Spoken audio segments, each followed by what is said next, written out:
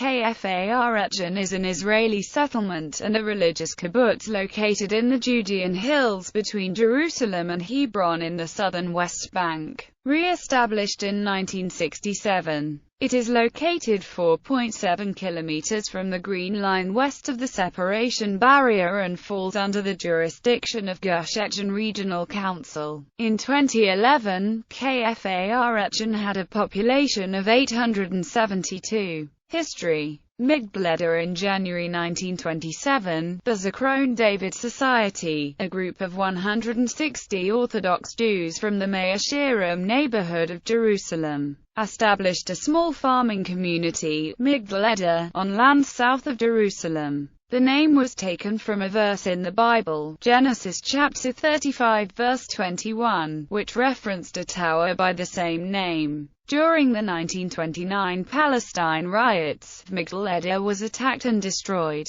Residents of the neighboring Arab village of Beit Umar sheltered the farmers, but they could not return to their land. Kfar Etzion. In the early 1930s, the land was purchased by Shmuel Yosef Haltesman, who renamed the settlement Kfar Etzion, a play on his own name. Yiddish, Holz, and German, Holz, means wood, which translates to etz in Hebrew. The Jews were forced to leave again in the wake of the 1936–39 Arab Revolt. Much of what Haltesman and his comrades had built was demolished by the Arabs. In 1943–47, the kibbutz movement sent out groups of settlers to establish 4 kibbutzim, creating what became known as the Etzion Bloc. Kfar Etzion, Ein Zorim, Masuad Yitzhak and Revadim were destroyed in the 1948 Arab-Israeli War, and the entire area came under Jordanian rule. The kibbutzim held off the attacks for 10 days until Kfar Etzion fell. In the Kfar Etzion massacre on 14 May 157 Jewish inhabitants of the village were murdered,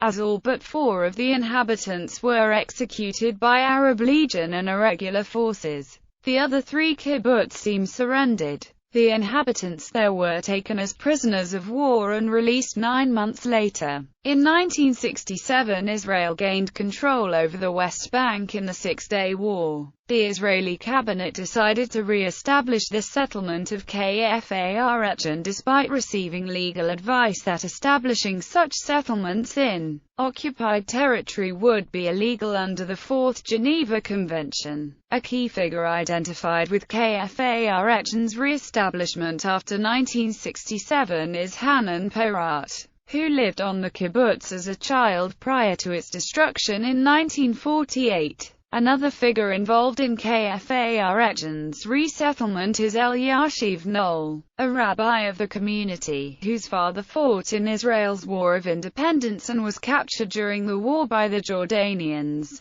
Today, Kfar Etzion houses a museum and archive documenting the history of Gush Etzion. In the 2013 Middle East cold snap, a meter of snow fell on the Kfar Etzion area. Economy. Residents of Kfar Etzion earn their livelihood growing cherries, flowers, olives, almonds, and grapes. Some raise chickens, and others work in Jerusalem. As of 2012, there is a large clothing store on the settlement.